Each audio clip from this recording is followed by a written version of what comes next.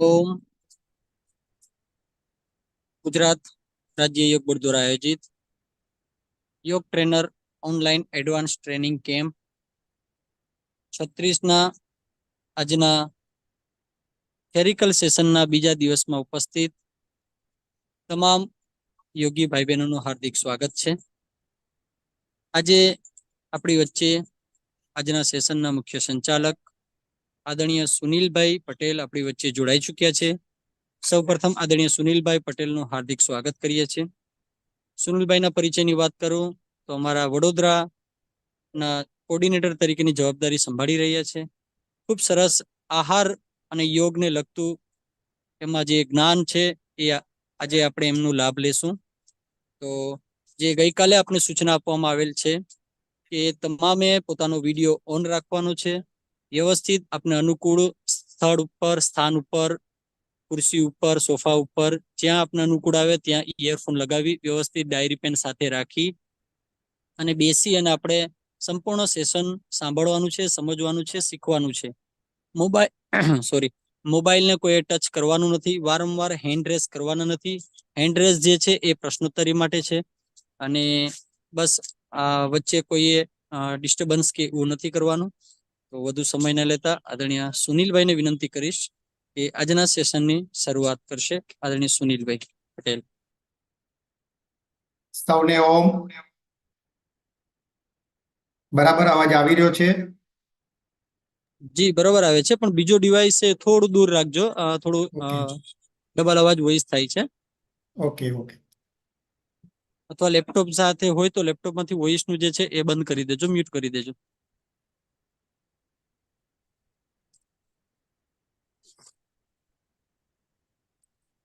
ખૂબ સરસ. 1000 લોકો જોડાઈ ચૂક્યા છે સમયસર. સૌપ્રથમ તો આપણે નમન છે, વંદન છે, અભિનંદન છે કે આપ બધા સમયસર જોડાઈ જાવ છો. અને જે લોકો યુટ્યુબમાં જોડાયા છે, યુટ્યુબમાં એમના કમેન્ટ બોક્સમાં પોતાના એપ્લિકેશન નંબર અને નામ લખવાના રહેશે. અહીંયા જે લોકો ઝૂમમાં જોડાય છે એ પણ પ્રોપર ફોર્મેટ સાથે પોતાના 6 નંબરના જે એપ્લિકેશન નંબર છે એ અને પોતાનું નામ લખવાનું રહેશે. આપણે સુનિલભાઈને વિનંતી કરશું, સેશનની શરૂઆત કરશું. સૌને ઓમ. અને સિદ્દિકભાઈને ખૂબ ખૂબ ધન્યવાદ. ગુજરાત રાજ્ય યોગ બોર્ડ નો પણ હું અહીંથી ધન્યવાદ કરું છું કે જેનાથી મને આજે આ સત્ર લેવાનો એક મોકો આપ્યો છે.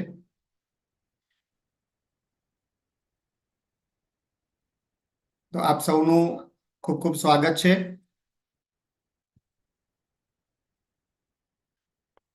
तो दोस्तों, हम आज के सत्र का प्रारंभ प्रार्थना से करेंगे. जैसे हमारे योग के सभी सत्र का एक प्रोटोकॉल होता है, तो सब एक प्रार्थना के हमारे आसन में बैठकर 3 बार ओमकार करेंगे. तो किसी भी ध्यानात्मक आसन में बैठकर 2 बार गहरी सांस लेके गहरा पूरा रेचक और एक पूरक रेचक ओमकार के लिए पूरक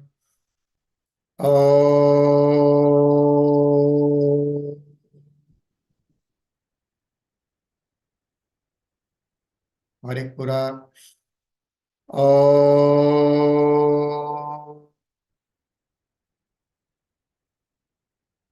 और एक गहरा पूरक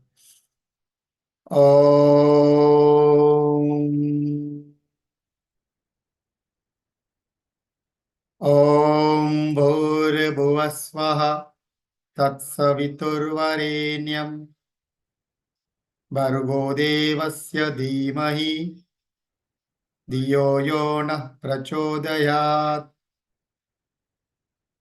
ओम त्र्यंबकं यजामहे सुगंधिं पुष्टिवर्धनम् उर्वारुकमिव वन्दनान् मृत्योर्मोक्षीयमामृतात्. ओम शांति शांति शांति. उत्पन्न हुई ऊर्जा आंखों को प्रदान करके धीरे से आंखें खोलेंगे. तो दोस्तों, आज के इस आहार के सत्र में आप सबका हार्दिक स्वागत करता हूं। जैसे सिद्दीक भाई ने परिचय दिया, मेरा नाम सुनील पटेल है और मैं वडोदरा के कोऑर्डिनेटर के रूप में अभी कार्य कर रहा हूं। और पेशे से मैं इलेक्ट्रिकल इंजीनियर हूं और बड़ौदा की आईपीसीएल रिलायंस में 30 साल काम किया। 2 साल दोहा मेट्रो प्रोजेक्ट कतार में काम किया और पिछले 5 साल से अभी पूर्णकालीन योग और आहार की सिस्टम पर वडोदरा में और बाकी सब जगह पे हम सेमिनार करते हैं और कार्य कर रहा हूं। तो दोस्तों, आप सबका फिर से मैं एक बार अभिवादन करता हूं कि आप सब योग के इस मार्ग पर जुड़ गए हैं। इस दुनिया में हमारे गुजरात की इतनी करोड़ों की बस्ती में गिने चुने जो आप सब जो आत्माएं हैं, योगी आत्माएं हैं, जिनको योग बोर्ड ने हमको एक साथ में लाने का शुभ कार्य किया है। और दोस्तों, ये योग बोर्ड का जो कार्य हमारे माननीय प्रधानमंत्री जी के प्रेरणा से शुरू हुआ था और मैं भी ये कार्य में 2020 में योग ट्रेनर की आप जैसे जुड़ रहे हैं ऐसे योग ट्रेनर की तरह में मैं जुड़ा था। 2021 में मैं योग कोच में सिलेक्ट हुआ। 2022 में सीनियर योग कोच बना और 2023 में अभी अभी मुझे ये वडोदरा के कोऑर्डिनेटर का जवाबदारी दिया गया है। तो इस तरह से आप सबको भी मैं ये एक विश्वास दिलाना चाहता हूं कि गुजरात राज्य योग बोर्ड से आप एक योग टीचर, योग ट्रेनर की तरह जुड़कर एक बहुत ही यशस्वी मार्ग पर चल पड़े हैं। और आप अगर सही तरीके से पूरी लगन से अगर कार्य करेंगे तो आप भी मेरी तरह योग ट्रेनर से लेकर योग कोऑर्डिनेटर और ऊपर तक इससे भी आगे जाने की आपके लिए संभावना है। आपका एक उज्जवल भविष्य राह देख रहा है। तो सबसे पहले मैं आप सबको तो धन्यवाद करता हूं और आप सब अपने लिए जो इसमें जुड़े, इसके लिए भी आप आपके लिए भी एक ताली बजा सकते हैं कि भी आप योग के मार्ग पर चल पड़े हैं। आपको ये योग गुजरात राज्य योग बोर्ड में जो लोग, जिन लोगों ने आपको जोड़ा, वो ऐसे आपके योग कोच जो उनको भी आप अभिनंदन कर सकते हैं कि भाई आपको ये अच्छा एक मार्ग निर्देशित किया। और साथ में आपने ये जो ट्रेनिंग लिया है, 2 महीने का अभी ट्रेनिंग लेकर जुड़ गए हैं, तो बहुत ही अच्छी तरह से आपने ट्रेनिंग ली। और ये ऑनलाइन ट्रेनिंग का जो आयोजन किया गया है योग बोर्ड की तरफ से, तो इसमें आपको एक एडवांस जो भी सारे टॉपिक के ऊपर बताया जाता है, सिखाया जाता है, तो उसमें से आज ये दूसरा दिन है। पहले दिन आपने हमारे ऊर्जावान चेयरमैन श्री का जो प्रैक्टिकल सेशन देखा, तो उससे ही आपको पता चल गया होगा कि हमारे योग बोर्ड का जो कार्य इस तरह से जो चल रहा है और 1 लाख से ज्यादा योग ट्रेनर बन गए हैं। तो ये हमारे जो लीडर है, एक सच्चे एक नेता का जो गुण है हमारे आदरणीय शिषपाल जी में, जो हमको ये प्रेरणा देते हैं और सदैव हमको एक मार्गदर्शन देते हैं, तो अच्छी तरह से हम ये योग का मार्ग में कार्य कर सके। और हमारे आदरणीय प्रधानमंत्री श्री, मुख्यमंत्री श्री और हमारे गृह मंत्री श्री, ये सारे जो ये हमारे योग बोर्ड का कार्य को ज्यादा से ज्यादा समाज में ले जाने के लिए लगे हैं। तो हम सब ये सारे जो हमारे जो मार्गदर्शक है, उनके हाथ पैर है और समाज में हमसे ही ये कार्य आगे बढ़ रहा है। तो फिर से आप सबको इसके लिए मैं धन्यवाद करता हूं। और आपने कल ये प्रैक्टिकल सेशन सुना चेयरमैन श्री का। आज कल शाम को भी आपने आदरणीय हेमलता जी का भी सेशन सुना था। आज सुबह में भी उन्होंने बहुत ही अच्छा प्रैक्टिकल में दिया। तो आप सबको इसमें बहुत ही सीखने को मिलेगा। तो आप नोट करते जाएंगे। तो आज हम जो काम सीखने वाले हैं, तो उसमें योगाहार। तो आपने ये जो तालीम लिया है, तो हमारी ये गुजरात राज्य योग बोर्ड की जो पुस्तिका है, ये जो पुस्तिका, तो आपने इसका अच्छे से अभ्यास किया होगा, मैं ऐसा मानता हूं। लेकिन ये पुस्तिका में हमको योग का, प्राणायाम का, आसन का, मुद्रा का सारा ज्ञान है। लेकिन आहार के बारे में इतना ज्यादा इसमें उल्लेख नहीं है। इसमें सिर्फ जो नियम दिए हुए हैं पेज नंबर 86 में, योगाभ्यास के लिए सामान्य जो सूचनाएं दी गई है, आप उसमें देख सकते हैं कि भाई किस तरह से योगाभ्यास करने से पहले कब खाना चाहिए, कैसा खाना चाहिए, वो सूचनाएं दी हुई है, सामान्य सूचना है। उसके अलावा ज्यादा डिटेल में नहीं दिया गया है। तो आज हम ये डिटेल में जानेंगे। तो दोस्तों, जैसे आप सब ये योग सीखने जा रहे हैं, योग का हम आसन करते हैं, सारी क्रियाएं करते हैं, तो ये हम इसमें क्या, किस चीज का उपयोग करते हैं वो समझिए। तो हम हमारे शरीर का उपयोग कर रहे हैं। हमारे शरीर का, शरीर जो शरीर और शरीर हमारे शास्त्रों में कहा गया है, शरीर माध्य खलु धर्म साधनम। तो यही शरीर का उपयोग करके हम धर्म की साधना कर सकते हैं। और यही शरीर हमको इसमें उपयोग में आता है। तो हमको यही चीज सीखना है अभी। क्या सीखना है? तो हम जो भी योग करने जाएंगे, तो यही शरीर हमारा साथ देगा। तो शरीर हमारा अच्छा नहीं रहेगा, तो हम अच्छी तरह से योग नहीं कर पाएंगे। और आपका एक बहुत बड़ा दायित्व है। आप जो योग योग टीचर का रोल करने जा रहे हैं, आपके सामने बहुत सारे साधक आएंगे। जो साधक आपको एक आइडियल, एक अच्छे मार्गदर्शक के रूप में आपको देखते हैं, गाइड के गुरु के रूप में देखते हैं। आप जो बोलते हैं वही उसको मानते हैं। तो इसीलिए आपका जैसा आचार विचार होगा, आपका जो आहार होगा, उसी से वो लोग भी प्रेरित होंगे और उसी से वो आगे बढ़ेंगे। तो इसलिए आपका और हमारा एज ए टीचर बहुत बड़ा दायित्व बन जाता है इस चीज में, कि हम खुद को, हमारी बॉडी को भी इतना फ्लेक्सिबल बनाए, इतना अच्छा मेंटेन करें कि जिसकी वजह से हम अच्छे से सारे आसन कर सके और उनके सामने एक उदाहरण रूप बन सके। तो हम देखने जाएंगे कि ये जो हमारा शरीर है, तो किस तरह से बना है। आपकी जो भी अभी उम्र होगी, 30 40 वर्ष, 25 वर्ष, 50 60 साल तक, हमारे ऊपर की तो कोई लिमिट रखी नहीं है।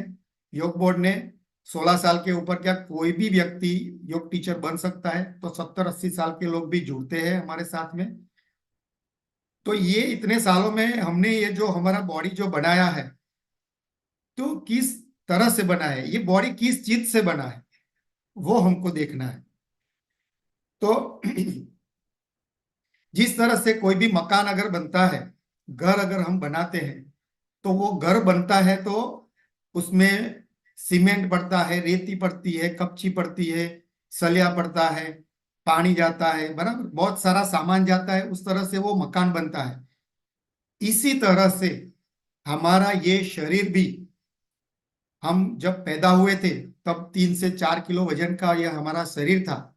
उसमें से ये हमारा जो 50 साल और 100 किलो तक की जो ये हमारी जर्नी हो गई है, हम यहाँ पर जो पहुंचे हैं, तो उसमें सबसे बड़ा रोल किस चीज का है? हमारे शरीर का क्या है, सामान क्या है शरीर बनने का? तो ये हमारा आहार ही हमारा जो है वो सामान है, जिससे हमारी ये हड्डियां बनी है, हमारी मांसपेशियां बनी है। तो तो हम जो भी खाना खाते हैं, तो वो खाना हमारे शरीर में जाकर क्या काम करता है, किस तरह से वो बर्ताव करता है, हमको ये खाना खाने से कैसे कैसे विचार आते हैं, कैसे कैसे उसमें प्रतिक्रिया होती है अंदर जाकर, जो वात पित्त और कफ बनता है, आयुर्वेद के हिसाब सिद्धांत से हम देखने जाते हैं तो हमारे शरीर में तीन तरह की प्रकृति होती है, वात प्रकृति, पित्त प्रकृति और कफ प्रकृति। तो ये सारी चीज जो बनती है वो आहार से ही बनती है। और अ, आयुर्वेद में जो आहार का, हमारा स्वस्थ व्यक्ति का जो व्याख्या दी गई है, उसमें यही बोला गया है कि भाई हमारा नींद अच्छी हो, हमारा खुराक अच्छा होए, हमारे हम अच्छे से काम कर सके, हमको कोई कमजोरी नहीं आए। इस तरह से जो भी हम खाना खाते हैं तो हमारा शरीर में उसको इससे एनर्जी मिलती है और हमारा पूरा दिन का काम कर सकते हैं। तो हम ये चीज अभी देखने जाएंगे। तो हमारा ये जो हम खाना खाते हैं तो किस तरह से हमारे शरीर में जाके वो काम करता है। अभी हम जो पूरे दिन में खाना खाते हैं वो किस किस तरह का खाना खाते हैं, अलग अलग तरह का खाना खाते हैं। तो हमने थोड़े ये जो चार्ट बनाए हैं तो उससे हम देख सकते हैं। तो हम सबसे पहले आपको एक चीज दिखाना चाहेंगे।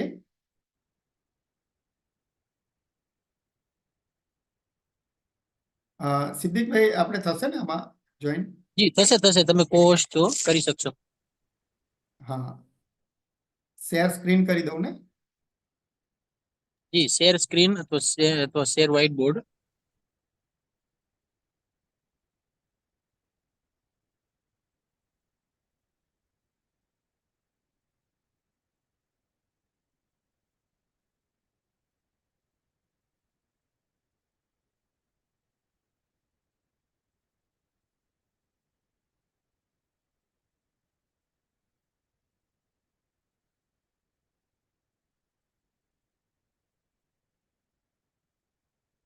हाँ, तो दोस्तों अभी आप देख सकते हैं आपके स्क्रीन पर एक चार्ट दिख गया है।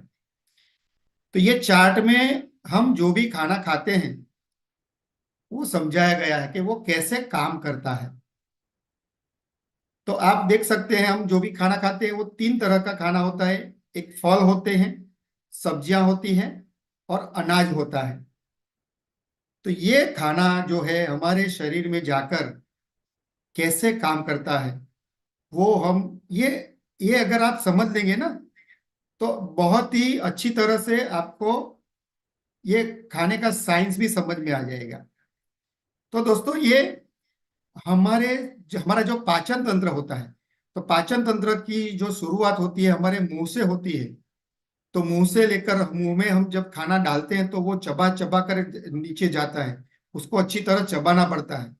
और कार्बोहाइड्रेट है, रोटी अगर हम खाते हैं तो रोटी को जैसी जितनी ज्यादा चबाते हैं तो वही वहां पर उसका पाचन हो जाता है।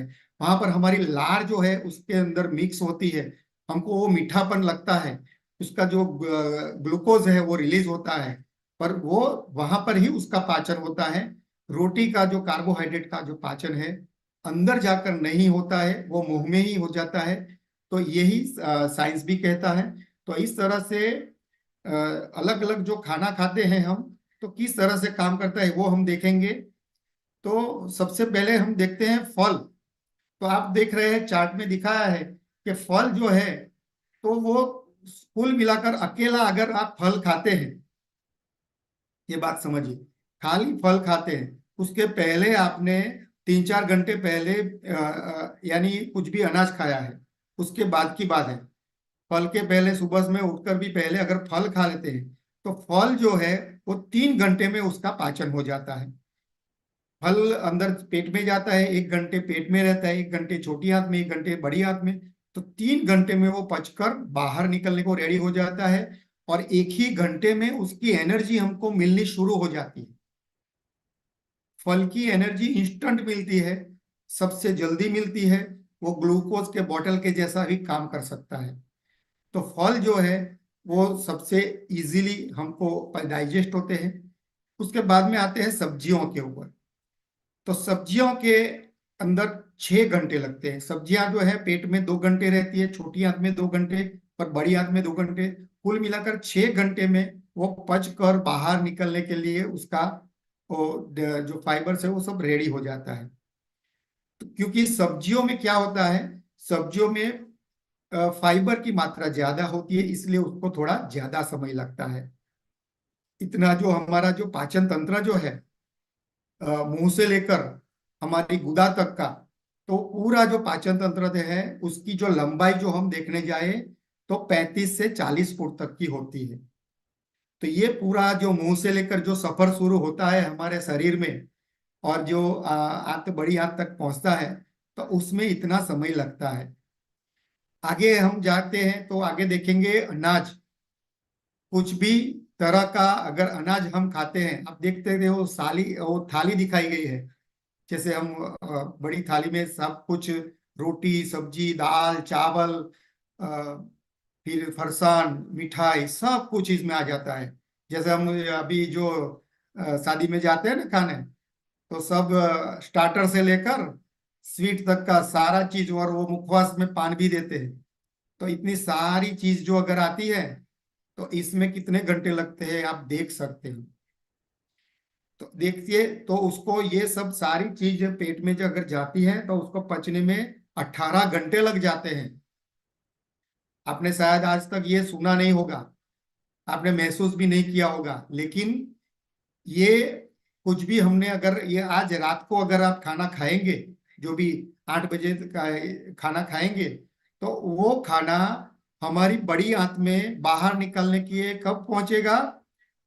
18 घंटे के बाद में। तो कल 2 बजे वो खाना हमारी बड़ी आंत में जाएगा बाहर निकालने के लिए। तो सुबह में हमारा जो पेट साफ होता है, उसमें शाम का खाया हुआ खाना नहीं निकलता है। ये बात याद रखनी है। तो इस तरह से ये अलग अलग जो खाना हम जो खाते हैं, उसका एक आप देख सकते हैं, उसकी प्रकृति अलग अलग है। तो अब हम इससे क्या सीखेंगे कि भाई, हम जो भी खाना खाते हैं तो वो पचाने में शरीर की बहुत ही ताकत लग जाती है। और ये जो ताकत लगती है, सबसे ज्यादा ताकत लगती है हमारा अनाज वाले खाने में। आप देख सकते हैं 18 घंटा लग जाता है। और थोड़ा अगर आप देखेंगे तो आपने सिर्फ खिचड़ी खाई है तो वो 2-3 घंटे में पच जाती है। लेकिन खिचड़ी के साथ में हमने एक पापड़ खाया तो आधा घंटा बढ़ जाएगा, एक अचार खाया तो आधा घंटा बढ़ जाएगा, उसके साथ में एक स्वीट खाया आधा घंटा बढ़ जाएगा। तो इस तरह से कॉम्प्लिकेशन हो जाता है, होता है। जितना भी अलग अलग खाना एक साथ में खाते हैं, तो उसको पचाने में बहुत ही कॉम्प्लिकेटेड, उसका जो गैस्ट्रिक जूस वो बॉडी को रिलीज करना पड़ता है, और उतना ज्यादा समय लगता है। ज्यादा बारीक खाना खा लेते हैं तो कहीं कहीं ये 6 घंटे नहीं, 8 घंटे 24 घंटे तक लग जाते हैं। अगर नॉनवेज खाया तो 24 घंटे तक लगता है। बारीक खाना ये सब जो अभी मैंने अभी बताया ना आपने, कि भाई जैसे शादी में गए हैं तो सूप से लेकर स्टार्टर खाया, उसके बाद में मेन डिश खाई, उसके बाद में आइसक्रीम खाया, फिर है उसके बाद में पान खाया।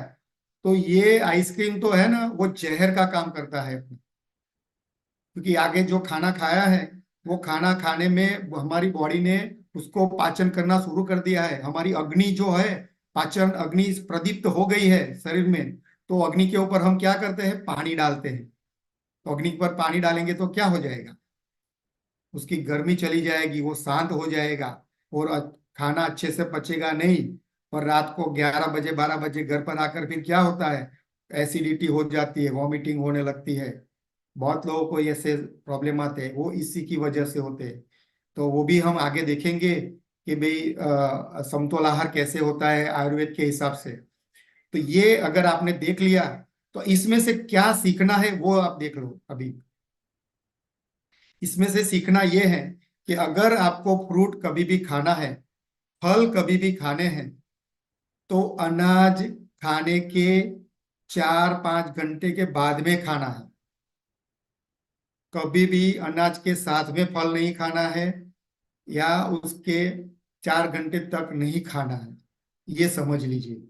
नहीं तो फल का तो फायदा नहीं होगा, ऊपर से कई लोगों को ब्लोटिंग होता है, गैस बन जाती है, ऐसी कंप्लेन आती है हमारे पास।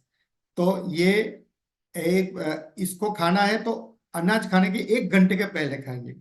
देखिए आप चार्ट में देख रहे हैं ना, तो 1 घंटे में वो पेट में पचकर आगे चला जाता है।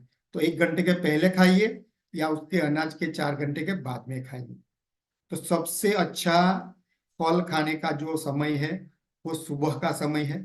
सुबह में हम हमारा जो नाश्ता बोल सकते हैं, या जो लंच के पहले का जितना भी समय है उसमें आप अच्छे से सारे सीजनल फ्रूट खाइए। फ्रूट तो खाने ही चाहिए क्योंकि फ्रूट में से सारे विटामिन मिलते हैं। ये विटामिन अगर नहीं मिलेंगे तो आप जरूर बीमार पड़ने वाले हैं, क्योंकि हमारा शरीर जो है तो वो 25 साल, 30, 35, 40 साल तक अच्छे से विटामिन बना पाता है। हमारे जो लीवर का जो फैक्ट्री है वो अच्छे से बन पाता है। उसके बाद में ही आप देखना, 35 साल के बाद में, 40 साल के बाद में बीमारियां आनी शुरू हो जाती है, विटामिन की कमी शुरू हो जाती है, तो वो विटामिन बन नहीं पाता है। इसलिए ये जो फल जो है हमेशा खाने चाहिए। उसके बाद में सब्जियां आती हैं, तो सब्जियां भी किस तरह से खानी चाहिए, अभी यहाँ पर ये सबसे अच्छा जो आता है। अच्छा, फल में भी, फल को कभी पकाना नहीं है, समझ लीजिए। फल का सीधा उसको जूस बनाकर पी लीजिए, कच्चा खा लीजिए। सीजनल फ्रूट खाइए, जो भी सीजन में मिलता है वो सस्ता होता है और वही अपने रीजन में होता है, वही अच्छा है। अभी आजकल हमारे देख कीवी का फैशन आ गया है। कीवी हमारे देश का फ्रूट नहीं है, लेकिन उसका इतना मार्केटिंग हो गया कि भी इतने इतने सारे उसमें विटामिन मिलते हैं, ये मिलते हैं। तो लेकिन एक कीवी खाने से अच्छा है कि आप अमरूद खा लीजिए, हैं। अपने यहाँ पर आसपास अभी जो अभी बेरी मिलते हैं तो वो खाइए, उसमें से ज्यादा विटामिन मिलेंगे आप। तो ऐसी चीज नहीं है, महंगा फ्रूट खाने से ज्यादा फायदा होता है, ऐसा कुछ नहीं है। जो भी सीजन का फ्रूट मिलता है उसको खाइए, जरूर खाइए, और भरपूर मात्रा में खाइए। उसके बाद में सब्जियों सब्जियां खानी है तो सब्जियां में क्या करना है वो देखना है। तो सब्जियां जो है वो हमारे शरीर में सबसे बड़ा अल्कलाइन का स्रोत है। और भी एक आप लिख सकते हैं, अगर लिखना है तो, हम जो भी खाना खाते हैं वो खाने का दो प्रकृति होता है, एक एसिडिक होता है, एक अल्कलाइन होता है। तो हम जो भी खाना पूरे दिन में खाते हैं तो आप समझ लीजिए, पका हुआ खाना है, जो भी अनाज है, जो भी दालें हैं, जो भी सब्जियां, दाल चावल जो भी खा रहे हैं, सब कुछ डेयरी प्रोडक्ट है, सब कुछ जो है वो सारा एसिडिक है। आपको किसी को भी अगर एसिडिटी ज्यादा होती है, पित्त का प्रकोप रहता है, पित्त प्रकृति है आयुर्वेद के हिसाब से, तो आपको इससे बचना है। तो ये एसिडिटी करता है। तो एक उम्र के बाद में ये जो पका हुआ अनाज है वो सीमित मात्रा में खाना चाहिए। तो सब्जियां जो है, सब्जियां किस तरह से खानी है, तो सब्जियों का आप चटनी बनाकर खाइए, सब्जियों को सलाद के रूप में खाइए, बराबर। और सब्जियों का हम जो भी कच्चा खा सकते हैं तो सबसे ज्यादा कच्चा खाइए। हमारे जो सिस्टम जो हम कर रहे हैं तो उसमें हम यही बोलते हैं, कच्चा खाना सच्चा खाना, ये हमारा सूत्र है। उसको जैसे ही पकाते हैं, खास करके सब्जियों को अगर पकाते हैं तो फिर वो एसिडिक बन जाता है, उसके सारे विटामिन नष्ट हो जाते हैं। विटामिन जो है, कुछ भी चीज को हम 50 डिग्री के ऊपर गर्म करते हैं ना, तो सारे विटामिन नष्ट नष्ट हो जाते हैं, उसका कोई फायदा नहीं होता है। तो मैं हमेशा एक ही उदाहरण देता हूँ। आप सब ज्यादा जो बहनें जुड़े हैं, तो आप जो पालक की अगर सब्जी बनाते हैं तो क्या होता है देखना, 1 किलो पालक का सब्जी बनाएंगे तो कितना हो जाएगा, है 200, 250, 300 ग्राम का हो जाएगा। तो वो बाकी जो उसमें से जो चला गया, 1 किलो जो पालक के जो पत्ते थे, तो उसमें से 700 ग्राम जो चला गया वो क्या गया, आप समझिए। तो उसमें वाटर सॉल्यूबल जितने भी मिनरल्स है, जितने भी विटामिन है, वो सारे क्या हो गए, नष्ट हो गए। और अभी बच गया क्या, फिर उसको तो हम ये सब्जी को पका पका कर उसके फाइबर ही आते हैं और कुछ नहीं मिलता है। इससे अच्छा मैं अभी आपसे एक टिप दे रहा हूँ। ये आपको, जो पालक जो है ना, सबसे अच्छा बढ़िया स्रोत है आयरन का। बहनों को आयरन की कमी बहुत हो रही है, तो आयरन पालक का सूप, पालक का जूस बनाकर पी लीजिए। बराबर। दूसरी, ये जो सारी सब्जियां हैं, सारी सब्जियों का एक ग्रीन जूस अभी फॉर्मूला आप लिख लीजिए। आपको एक फॉर्मूला लिखवा देते हैं। आपको एक ग्रीन जूस बना के पीना है। तो ये ग्रीन जूस है ना, आपका विटामिन की गोली का काम करेगा। हमारे करोड़ों लोगों ने ये उपयोग किया है और सारी बीमारियों में ये फायदा हुआ है। तो ग्रीन जूस की आप रेसिपी लिख सकते हैं। चलो, 1 लीटर ग्रीन जूस बनाना है तो उसके लिए आप लिख दीजिए। तो 1 लीटर में, 1 लीटर जूस बनाए तो 500 ग्राम हमको ये सारी सब्जियां लेनी पड़ेगी। तो उसमें 100 ग्राम आएगी दूधी। बराबर। दूधी तो क्या, लौकी बोलते हैं, लौकी। तो 100 ग्राम आएगी पालक, और 100 ग्राम आएगा कद्दू। कद्दू में भी पीला आता है, वो कद्दू है। और जो हम पेठा जो बोलते हैं, पेठा सबसे बढ़िया चीज है, पेठा सबसे अल्कलाइन है। बराबर। तो पेठा को यूज कर सकती है। तो 100-100 ग्राम, 300 ग्राम हो गया। तो बाकी के 100, बाकी का 200 ग्राम जो बचा, उसमें आप क्या क्या डालेंगे? तो उसमें हरा धनिया, पुदीना, मीठा नीम का पत्ता, फिर आंवला। आंवला डालना है कहाँ से? 5-7 आंवला डाल दीजिए। आंवला नहीं है तो आंवला का पाउडर डालिए। फिर उसमें आप डाल सकते हैं नींबू। फिर जितनी भी दूसरी भी पत्तियां जो है हमारे आसपास में मिल रही है आपके पास में, वो सारा डाल सकते हैं उसमें। बराबर। तो ये सारी चीज डालें। तो तुलसी डाल सकते हैं। अभी ये बेलपत्र है, बेलपत्र जो शिव जी के ऊपर चढ़ाते हैं, सबसे अच्छा विटामिन का स्रोत है। तो उसको भी हम यूज कर सकते हैं। सारी ये जो सारी पत्तियां डाल सकते हैं। तो ये सारा पत्तियां, ये सब चीज मिलाकर आप उसको एकदम पीस लीजिए, चटनी जैसा बना लीजिए और उसको छान लीजिए। और उसमें आप उसको मीठा बनाने के लिए गुड़ डाल सकते हैं, खजूर डाल सकते हैं, और नमकीन के लिए चाट मसाला डालिए। और ये आपको पानी पूरी के पानी जैसा हो जाएगा। और ये जूस आप पीना शुरू करिए। 1 गिलास, 2 गिलास, 3 गिलास, जितना पी सकते हैं धीरे धीरे पी लीजिए। और ये 1 महीने में आपको उसका फायदा दिखने लगेगा।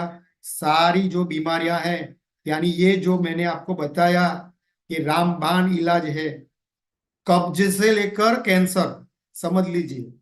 हमारी ये जो रेंज जो है ना, बहुत ही बड़ी है। कब्ज जो रहती है, कब्ज जो माना गया है, सारी बीमारियों का जो मूल है वो कब्ज है। तो कब्ज से लेकर कैंसर तक की सारी बीमारी में ये जूस आपको फायदा देगा ही देगा, गारंटी है। और ये, इसमें क्या मिलता है आप देखिए, क्लोरोफिल मिलता है। क्लोरोफिल जो ग्रीन कलर जो होता है पत्ते का, वो क्लोरोफिल जो है हमारे शरीर में जाकर पूरा वो हीमोग्लोबिन बन जाता है। बराबर। और उसके साथ में सारे विटामिन मिलते हैं, फाइबर मिलता है अच्छे से। आंवला जो है तो वो पचाने का काम करता है। त्रिदोष नाशक बोला गया है आंवला को। तो आयुर्वेद के हिसाब से तो तीनों दोष का संतुलन होता है। तो इस तरह से सब्जियों का जूस बनाकर पीजिए, सब्जियों की चटनी बनाकर खाइए। बराबर। सब्जियों को जो हम खाते हैं जो सलाद की तरह, उस तरह से खा लीजिए। और वैसे तो ये मैं आपको ये टिप बाद में देने वाला था, लेकिन आप अभी लिख सकते हैं। कितने लोगों को वजन कम करना है? बराबर।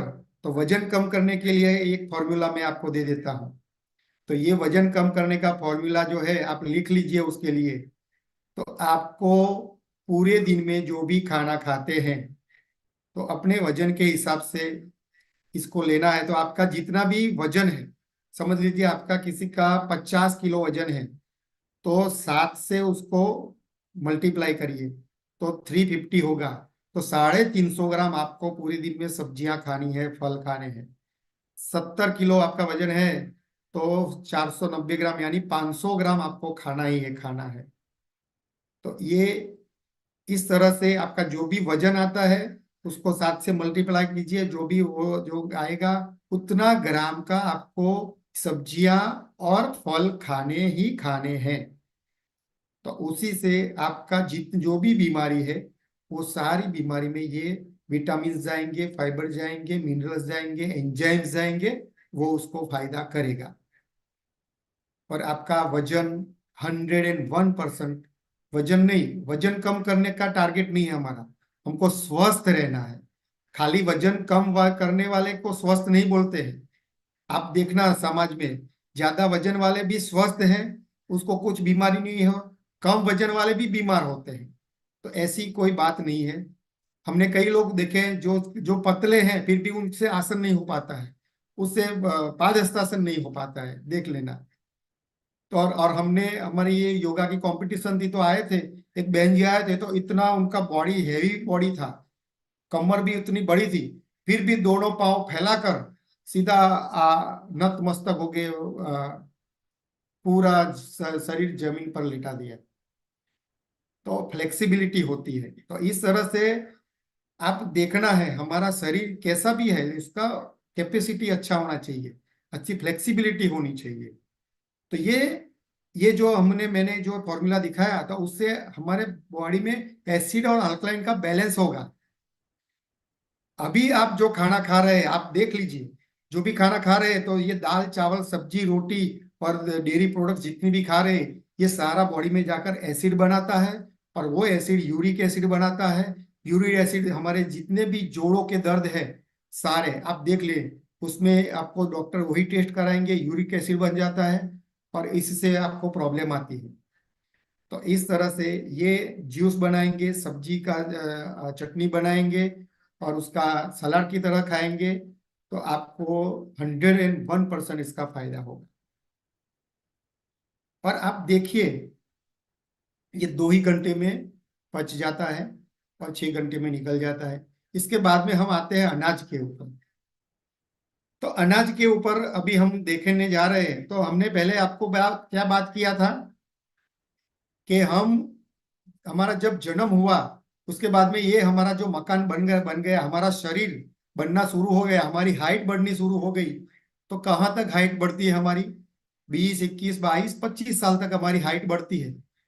उसके बाद में क्या होता है देखो, आप सब अपना याद करो, आपकी 25 साल की उम्र में आपकी बॉडी कैसी थी और अभी कैसी हो गई है। तो जरूर हमारी जो बॉडी जो 25 साल की उम्र तक एकदम स्लिम एंड ट्रिम होती है, क्योंकि जो भी खाना खाते हैं अच्छे से पच जाता है, हमारा ये बिल्डिंग जो है वो बनता है, उसमें सारी चीज जो है वो उपयोग में आ जाती है। लेकिन अगर हमारा ये बिल्डिंग बनना पूरा हो गया, हमारा घर एक बार बन गया है, तो हम कभी भी सरिया, रेती, कपची, सीमेंट कभी कुछ नहीं लाते हैं, सिर्फ उसको मेंटेन करते हैं।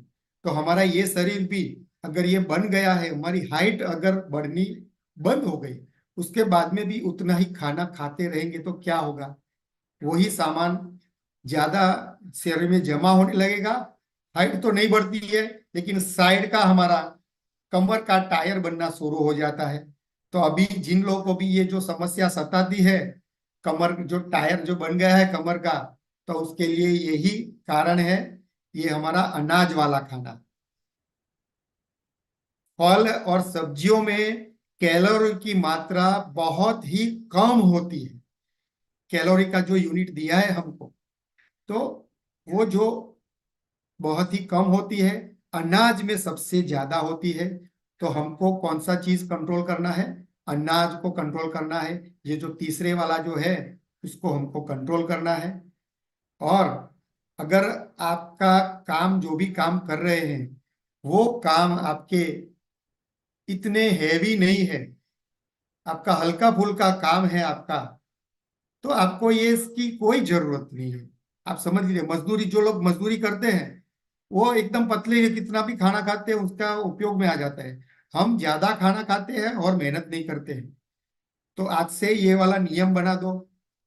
हमारी हम जो सिस्टम जो आपको देते हैं तो उसमें आगे दिखाएंगे, तो ये नियम बन जाएगा। अनाज खाना है तो एक ही बार दिन में खाइए, शाम को एक ही बार अनाज खाइए, सुबह में आप खाना खाते रहिए, फ्रूट खाइए, सब्जी खाइए, सलाद खाइए, जितना भी खाइए पेट भर कर खाइए।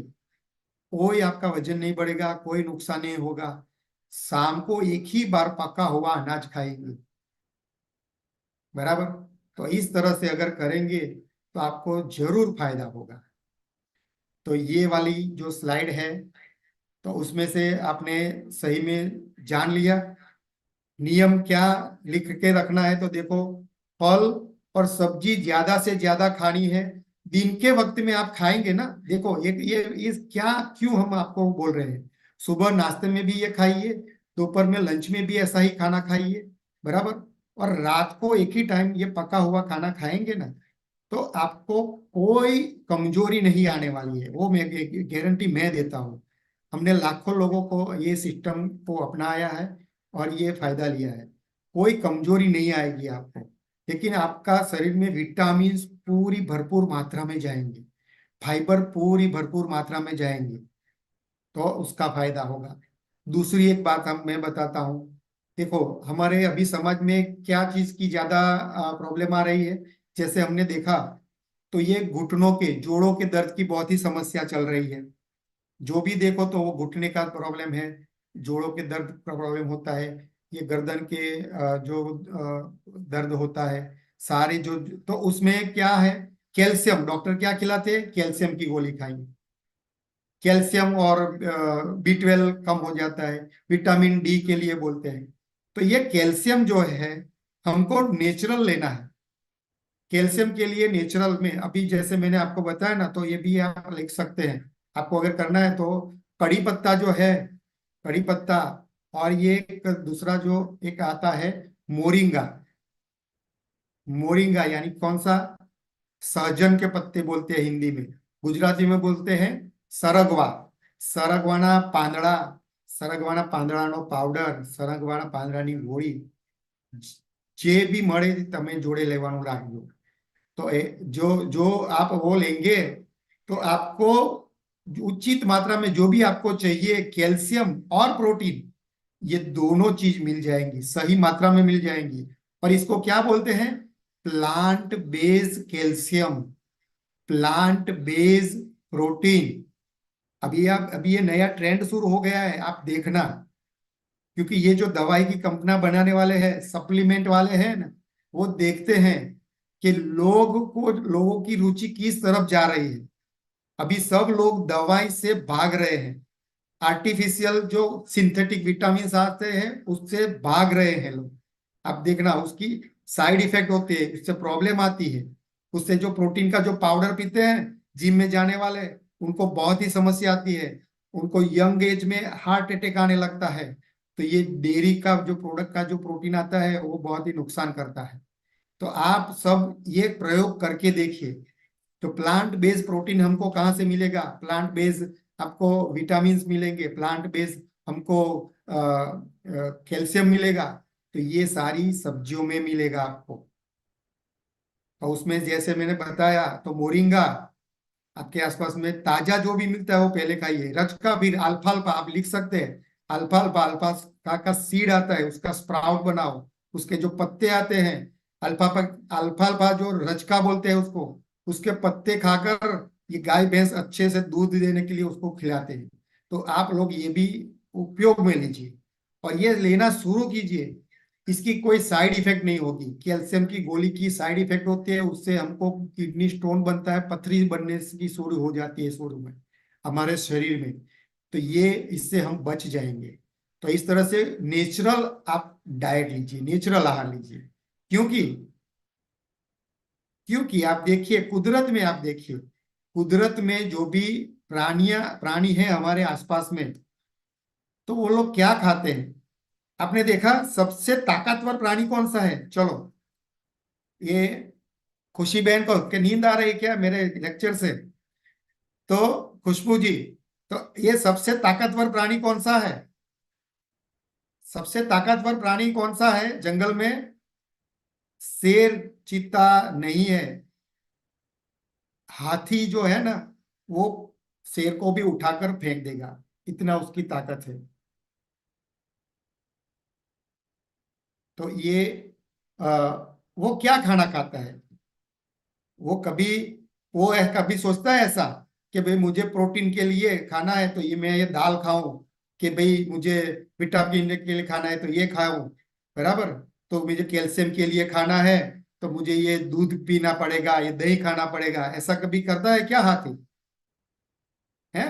हाथी सिर्फ और सिर्फ पत्ते खाते हैं, और वही पत्ता कितनी ज्यादा मात्रा में खाता है, और उसी से उसका बॉडी बनता है। तो हम कभी भी, आपको कमजोरी नहीं आएगी, ये गारंटी हमारी। ठीक है। बाकी ये जो अनाज जो है ना, अनाज हमारे शरीर में जाके पचने में बहुत ही ताकत लगाता है। उसको पचने में बहुत ही शरीर की ताकत चली जाती है। बाद में वो हमको एनर्जी देता है, पहले एनर्जी खींच लेता है। तो आप अनुभव कर लेना कि जैसे ही हम दोपहर का खाना खाएंगे तो हमको सुस्ती आएगी, हमको नींद लेनी पड़ती है। लेकिन अगर आपने फल खाया है, सब्जियां खाई है, सलाद खाया है, चटनी खाई है, तो आपको कभी भी ऐसा नहीं होगा। तो इस तरह से ज्यादा फल और सब्जियां खाइए, और अनाज का मात्रा कम कर दीजिए, क्योंकि उसकी हमको जरूरत नहीं है। हमारा बिल्डिंग बन गया है, अभी मेंटेन ही करना है। और आयुर्वेद में बोला गया है, चरक का स्वाध्याय करके है किताब मेरे पास, तो उसमें लिखा गया है कि 40 की उम्र के बाद में अगर हमारा कामकाज जो है मेहनत वाला नहीं है, तो अनाज एक ही टाइम खाना चाहिए। तो इस तरह से आप प्रयोग करके देख सकते हैं।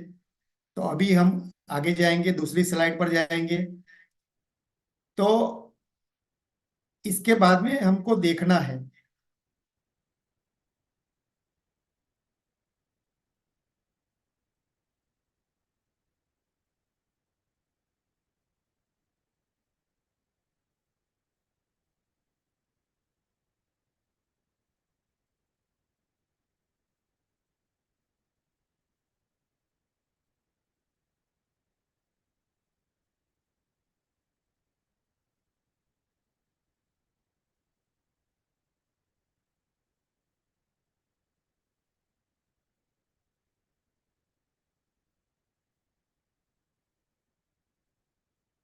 एक मिनट। ये उसका फुल स्क्रीन।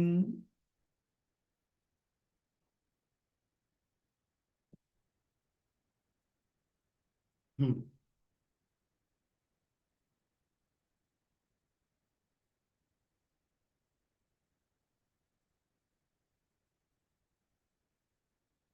तो ये चार्ट अभी देखेंगे। तो ये चार्ट के में क्या देखना है, दोस्तों, आप लोग ने जरूर अभ्यास किया है अभी। तो अभी अभी अभ्यास में क्या देखा है, पंच तत्व, हमारा शरीर जो बना है पंच तत्वों से बना है। तो पंच तत्वों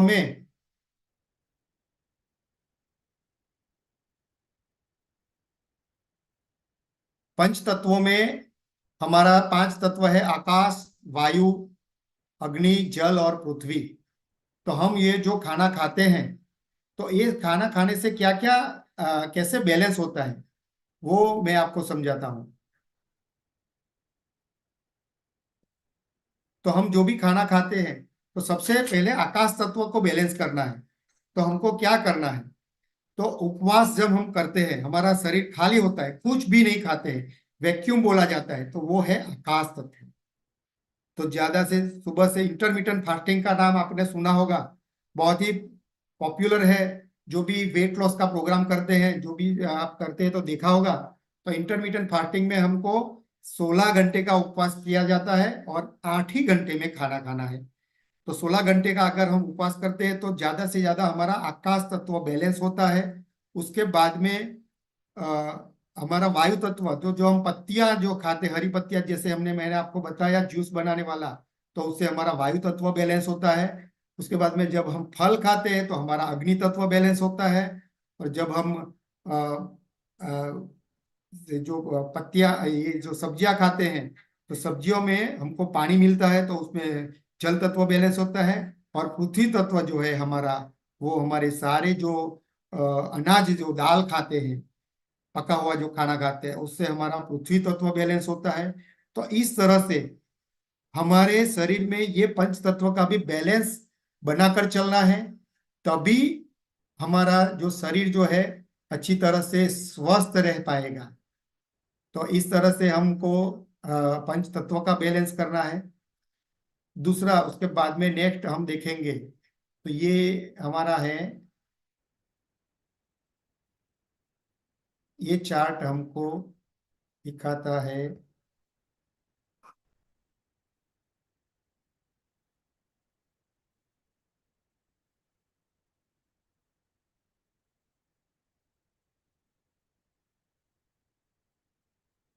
भी ये चार्ट में आप देख सकते हैं। तो इसमें हमने सिस्टम दिखाया है। तो एक क्लॉक है, आप देख लीजिए। एक क्लॉक में क्या करना है, तो इसमें लिखा है देखो, रात को 8 बजे से डिनर, लाइट मील डिनर जो लिखा है, तो 8 बजे से रात को 2:30 बजे तक डाइजेशन आवर्स बोला गया है। तो अब हम जब इंटरमीडिएट फास्टिंग करते हैं तो दोपहर के 12 बजे से रात को 8 बजे तक का ईटिंग आवर्स बोला गया है। जो भी खाना खाना है वो 8 घंटे में खाइए, बाकी के 16 घंटे में क्या करेंगे, उपवास करेंगे।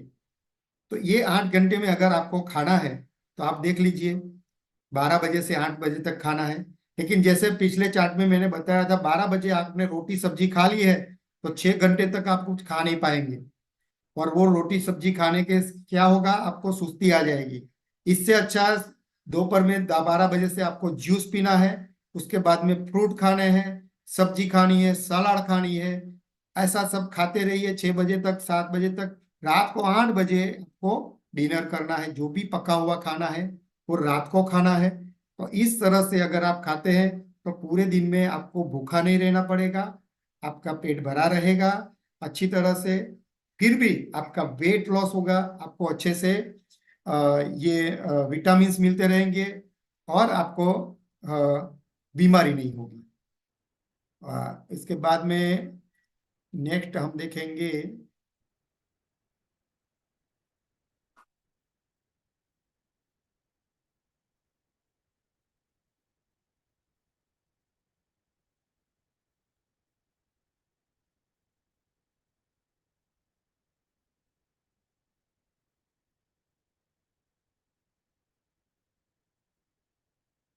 तो ये वाला चार्ट जो है सबसे इम्पोर्टेंट चार्ट है। तो आप लोगों ने षट कर्म तो देखे हैं, षट कर्म का सीखा होगा। तो षट कर्म में आपने जो भी षट कर्म देखे, तो उसमें सबसे जो इम्पोर्टेंट षट कर्म है वो है बस्ती। आप ये चार्ट में देख सकते हैं, ये इसमें बड़ी आंत का पिक्चर दिखाया है। तो हमारी जो बड़ी आंत जो है, तो वो आयुर्वेद के हिसाब से वायु का स्थान है। और ये बड़ी आंत जो है वो हमारा क्या है, डस्टबिन है। हमारे हम जो भी खाना खाते हैं तो वो सारा खाना कहाँ पर जमा होता है, ये हमारी बड़ी आंत में जाकर जमा होता है। तो ये बड़ी आंत जो है वो उसका काम करती है, वहां पर डस्टबिन है। तो ये आंत की शुद्धि करनी है। तो ये शुद्धि कैसे होगी, तो इसके लिए हम सजेस्ट करते हैं आपको एनिमा। बस्ती क्रिया जो है वो एनिमा बोला जाता है। तो एनिमा का पॉट आता है बाजार में, तो सादे पानी का आपको एनिमा लेना है। तो ये सारा जो है बड़ी आंत हमारी वो क्लीन हो जाएगी। तो ये अगर साफ रहेगा तो आपको कोई बीमारी नहीं आएगी। इसमें ये जो डॉक्टर वॉकर का, डॉक्टर N.W. वॉकर का चार्ट है, ये इसमें दिखाया है 74 पॉइंट्स है, 71 पॉइंट है बीमारी के, जो अलग अलग पॉइंट है पूरी आंत में। उसके ऊपर अगर कचरा जम जाता है तो उसकी वजह से बीमारी आती है। तो ये इसकी अगर सफाई हो जाएगी तो आपको कभी बीमारी नहीं आएगी। और जो भी हमको बीमारी बोली जाती है आयुर्वेद के हिसाब से, तो 80% जो बीमारी है वो वायु की ही बीमारी है। आजकल ये जो भी जोड़ों का दर्द जो भी होता है वो सारा वायु का दर्द है। और तो ये वायु की बीमारी है वो, ये उसकी सफाई रहेंगे, अच्छी तरह से सफाई करेंगे तो ये वायु की बीमारी चली जाएगी। तो हमको ये वाला याद रखना है। एनिमा नियमित रूप से लेना है। एनिमा का हम बहुत अच्छे से प्रयोग कराते हैं सब लोगों को। हर रोज एनिमा ले सकते हैं आप, सादे पानी का एनिमा लेना है। मेरे YouTube चैनल पर इसका वीडियो दिखा है। मैं हमारे जो योगा का ट्रेनिंग का जो कोच प्रोग्राम होता है उसमें हम सिखाते हैं। तो एनिमा लेने से ये सारा कचरा निकल जाता है और वायु का बैलेंस हो जाता है। और सारी बीमारियां 80% जो बीमारी है उसमें हमको फायदा हो जाता है। तो इस तरह से हमारा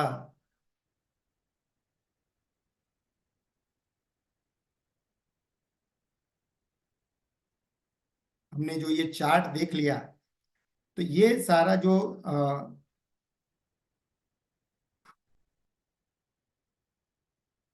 हमने अभी तक देखा,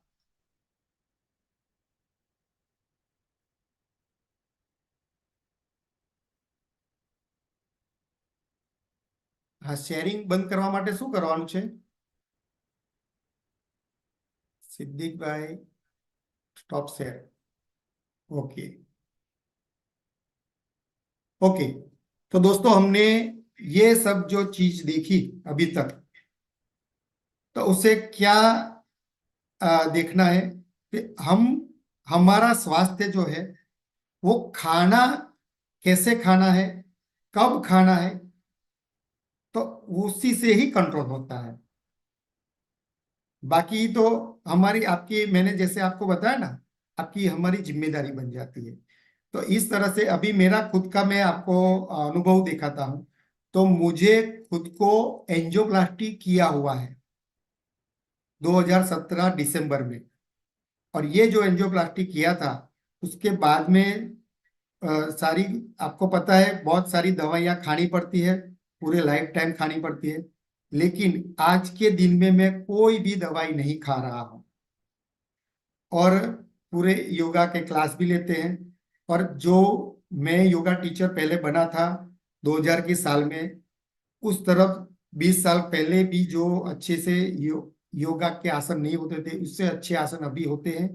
क्योंकि ये जो मैंने अभी जो खाना बताया, इस तरह का अल्कलाइन खाना खाने से हमारे जो बॉडी के सारे जो मसल्स जो है ना, मसल से है, वो उसकी फ्लेक्सिबिलिटी बढ़ जाती है। हमारी जो नलियां जो है, उसकी फ्लेक्सिबिलिटी बढ़ जाती है। तो वो फ्लेक्सिबिलिटी होने से हमको जो मसल पेन होते हैं, मसल खींच जाते हैं, तो वो उसका प्रॉब्लम नहीं आएगा कभी हमारे। तो इस तरह से अल्कलाइन खाना ये जो खाते हैं, तो इससे फायदा होगा। तो अभी आपको ये चीज अगर आपने सीख लिया, तो आप किसको सिखाएंगे? आप खुद तो करेंगे, लेकिन आपको अपने साधकों को दिखाना है। बराबर। हमारा क्या दायित्व बन जाता है? अभी योग ट्रेनर तो बन गए, तो अच्छे से क्लास चलाना है। हमारा अच्छा क्लास कैसे चलेगा? ज्यादा साधक कैसे आएंगे? हैं? तो वो आगे आपकी चैलेंज है आपके लिए।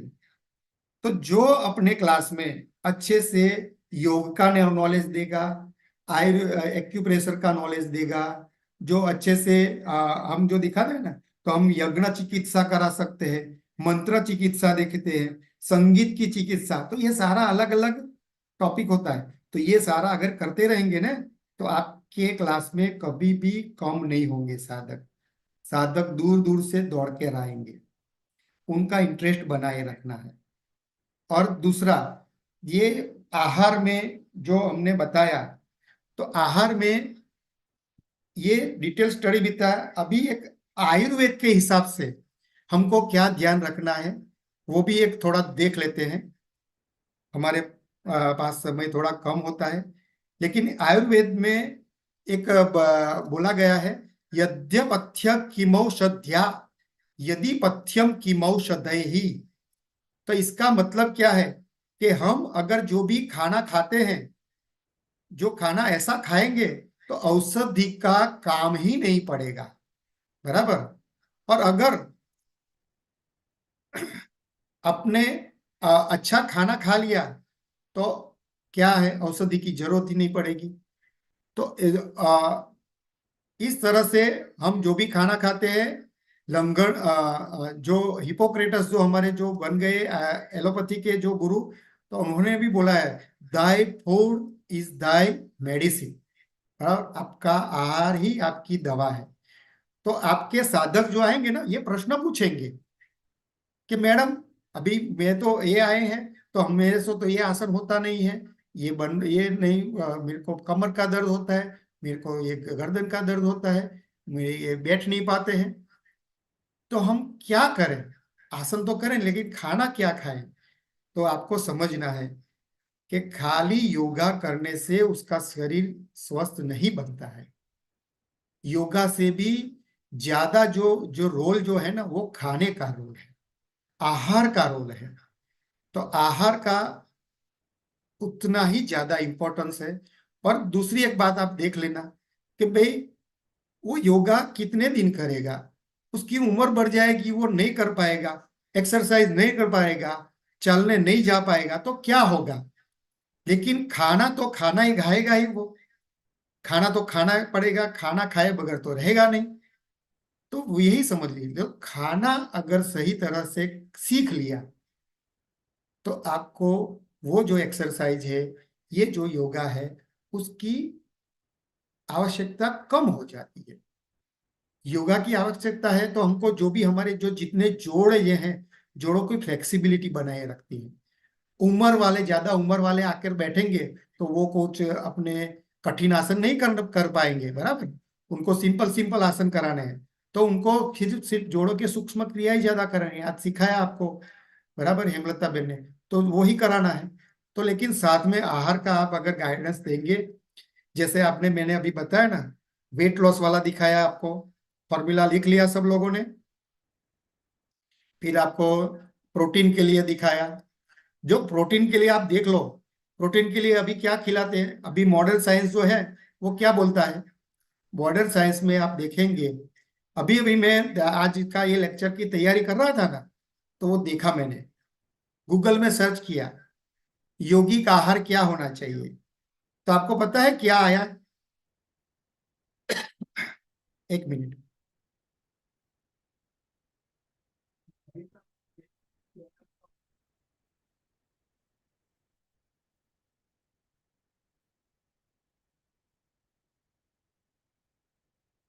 हाँ, तो उसमें क्या सजेशन आया पता है? आप योगा का सेशन करके जाओगे तो क्या खाएंगे? आप अंडा खाएंगे। क्या बोल रहे हैं, क्या लिखा है? अंडा खाएंगे। समझो। तो ये अंडा क्या योगी का आहार है क्या?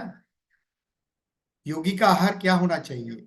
हमारे जो आहार जो है ना, तो आयुर्वेद में क्या बोला है, बराबर, आहार में, आहार के अंदर षड रस बोला है, 6 तरह के रस बोले गए हैं। पता है आपको? ये प्रश्न आ सकता है, लिख लेना। तो 6 रस कौन से हैं? तो हमारे शरीर में जो भी जो बनता है, स्वाद अलग अलग बनते हैं। तो उसमें अ, तो उसमें मीठा होता है, बराबर, मीठा, खट्टा, कड़वा, फिर तूरा बोलते हैं उसको। तो षड रस जो आते हैं वो हमारे आहार में होने चाहिए। तो उससे क्या होता है, हमको ज्यादा से ज्यादा क्या, कौन सा आहार खाते हैं पता है? हमको मीठा ज्यादा अच्छा लगता है, और कई तीखा, और ये अपना चटपटा। तो चटपटा में नमक ज्यादा होता है, बराबर, चाट मसाला ज्यादा होता है। तो ये सारी चीज से हमको क्या होता है, वो बीमारी आती है। तो अभी आप देखेंगे कि आयुर्वेद के हिसाब से तो विरुद्ध आहार नहीं खाना चाहिए। आप देखना, विरुद्ध आहार, विरुद्ध आहार किसको बोला गया है पता है? विरुद्ध आहार में आप जो भी खाते हैं, तो दूध के साथ में, खासकर ये देख लेना, डेयरी प्रोडक्ट जो भी अगर खा रहे हैं, तो उसमें खट्टे फल, आप खुद भी शेक, मिल्क शेक बनाया ना, मिल्क शेक सारे विरुद्ध आहार है। आइसक्रीम के अंदर फ्रूट गया है तो वो भी विरुद्ध आहार है, बराबर। फ्रूट सलाद जो दूध के, डेयरी के दूध से अगर बनते हैं तो विरुद्ध आहार बन जाता है। तो फ्रूट का तो उसके अगर आपको बनना है तो आपको कोकोनट मिल्क बनाइए। कोकोनट नट मिल्क बहुत ही अच्छा होता है, तो उसे आपको करना है, बराबर। तो इस तरह से विरुद्ध आहार से देखना है। फिर हमको दोष बोला गया है, वात दोष, वात, पित्त और कफ। तो हम अपने सब, आपके सबके शरीर में अलग अलग का प्रकृति रहता है। तो उसमें क्या होता है, तो वात अगर ज्यादा है तो आप ज्यादा जो कठोल जो बोलते हैं ना वो खाएंगे, तो उससे ज्यादा वात बढ़ेगा आपको। पित्त अगर ज्यादा है तो तीखा और मसाले वाला, ज्यादा मसाले वाला खाएंगे तो पित्त बढ़ेगा। और कफ अगर ज्यादा है, तो ज्यादा ठंडा है, दही है, चीनी है, मैदा है, ये वाला खाएंगे तो आपको क्या बढ़ेगा? कफ बढ़ेगा। तो ये सब आप ध्यान में रखिए, हमको जब भी बीमारी होती है तो आप देख लीजिए। तो ये ऐसे चीजों से बचना है, बराबर। और दूसरा, अगर हमारा काम अवस्था, हम क्या काम कर रहे हैं, कैसा काम कर रहे हैं, हमारा ज्यादा मेहनत वाला काम नहीं है, पहले में भी मैंने बताया। तो वो उसको कैसे खाना चाहिए? तो ज्यादा मेहनत वाला काम नहीं है, तो बाहरे पचने में वाला खाना नहीं खाना चाहिए। तला हुआ या ज्यादा चर्बी वाला खाना नहीं खाना चाहिए। वो पचने में वो बीमारी लेता है, बराबर। और जब ज्यादा नाइट शिफ्ट करनी पड़ती है, नींद आती और जागना पड़ता है, तभी भी ये तीखा और ये वाला खुराक नहीं लेना चाहिए, बराबर। तो इस तरह से ये जो आयुर्वेद जो हमको बुलाता है, तो आयुर्वेद में भी ये श्लोक बोला गया है, तुष्टि पुष्टि धृतिर बुद्धि हृत्साह पौरुषम बलम शौस्वर्य मोजस्तेश्च जीवितम प्रतिमा प्रभा आहारादव जायन्ते एव माद्य गुणान् नृणाम् तदात्मवान हिमतिम मितम काले भुज्जित षड्रसम। तो इस तरह से तुष्टि पुष्टि धृति बुद्धि उत्साह पौरुष बल उत्तम स्वर ओज तेज प्रतिभा प्रभा, तो ये सारा जो गुण हमारे शरीर में जो आते हैं वो हमारे आहार से ही आते हैं। और इसीलिए हमको जो भी खाना खाते हैं, वो खाना खाने में हमको ज्यादा से ज्यादा ऐसा ध्यान रखना पड़ेगा। दूसरा क्या है नियम, समझ लीजिए, ये सिंपल है। जो भी अभी आप पूछेंगे, भाई हमारे आसपास में बड़े बुजुर्ग हैं, 70-80 साल के हो गए हैं, वो लोग तो बहुत सालों से ऐसा खाना खा रहे हैं, उनको कोई तकलीफ नहीं हो। तो आप देखो उनका खाने का सिस्टम कैसा है। तो हमको अगर खाना है तो क्या है, कब है? जब भी भूख लगती है तभी खाना है। ये नियम समझ लीजिए, भूख के बगैर नहीं खाना है। होता है ना घर पे, भाई चलो ये काम वाली का टाइम हो गया है, खाना खा लो, आपको भूख है कि नहीं? काम वाली आएगी, इसके लिए खाना खाना है, बराबर। ऐसा होता है कि नहीं? सभी के घर में ऐसा होता है। तो ऐसी बात नहीं है, हमको भूख नहीं है तो खाना मत खाओ, स्किप कर दो। एक और मैं उदाहरण देता हूं, आप समझ लीजिए, सच में आपके सामने है अभी, चलो अभी आप बैठे हैं, बहुत ही बढ़िया सब सारी मिठाइयों वाला, जैसे अभी बताया था ना जो शादी में होता है, ऐसी सारी थाली मस्त पड़ी है, भूख भी अच्छी लगी है। समझ लीजिए हाँ, ये बहुत ही अच्छा सुनने वाला है, समझिए सुनिए अच्छे से। भूख भी अच्छी लगी है और हमारे सामने खाना भी बहुत ही टेस्टी गरम गरम तैयार पड़ा है, और एक फोन कॉल आ जाता है और उसमें ऐसा समाचार बोलते हैं कि आपके फला रिश्तेदार बहुत ही करीब थे, वो स्वर्गवासी हो गए। तो इसका क्या असर होता है? आपको जो ये समाचार सुनने के पहले जो भूख थी अंदर, वो भूख ऐसी रहती है, याद है ना आपको? अब हमारे घर में जब भी किसी की डेथ होती है ना, मौत होती है ना, तो हमारे घर पे खाना नहीं बनता है। उसके पीछे का रीजन यही होता है, वो उसका इतना सदमा होता है, हमारा जो मन की स्थिति ऐसी होती है, तो उसकी वजह से हमारे शरीर में जो पचने के जो स्राव जो बनते हैं ना, वो नहीं बनते हैं उस समय पे। तो इसी तरह से हमारी मन की स्थिति का भी बहुत ही गहरा असर है हमारे खाने के साथ में, ये समझ लीजिए। एक समाचार से जो भूख लगी थी वो खाना हमको, हम नहीं खा पाते हैं, नहीं खाते हैं, तो क्या होता है शरीर में, क्या परिवर्तन होता है? तो इस तरह से ही देखना है। अगर अगर आगे से हमको आपको क्या देखना है, आपके सामने जब भी थाली आएगी तो आपको क्या देखना है? जो भी भाई ये वाला हमारे शरीर में जाकर क्या बनने वाला है? एक फल है अगर, तो फल है तो हमारे शरीर में जाके इतनी ऊर्जा देगा, हमारी कम से कम एनर्जी लेगा, ज्यादा से ज्यादा ऊर्जा मिलेगी। और हमने भारी खाना अगर खा लिया तो हमको सुस्ती ही आनी है, समझ लीजिए, है। दूसरी एक बात समझ जाता हूँ, देखो खाना तो ये खाने वाली चीज जो है ना, हम ये काउंसलिंग करते हैं, हम निःशुल्क काउंसलिंग करते हैं, सेमिनार होता है, तो ये सबसे ज्यादा जो लोगों को आता है ना, वो खाना बोलते हैं। सब कुछ भी आप दवाई दे दो हमको, लेकिन ये खाने वाली बात मत करो, खाना तो हम नहीं बदल पाएंगे, ऐसा बोलते हैं। इतनी बीमारी आ जाती है ना, फिर भी लोग खाना बदलने को तैयार नहीं होते हैं। तो इसको क्या करेंगे? तो इसके लिए आयुर्वेद में भी बोला गया है कि भाई हम खाना खाने के लिए नहीं जी रहे हैं, हम जीने के लिए खाना है। हमको अच्छा हमारी सेहत बनाए रखनी है, इसके लिए खाना खाना है। ठीक है कि नहीं? तो इस तरह से ये चीज भी है।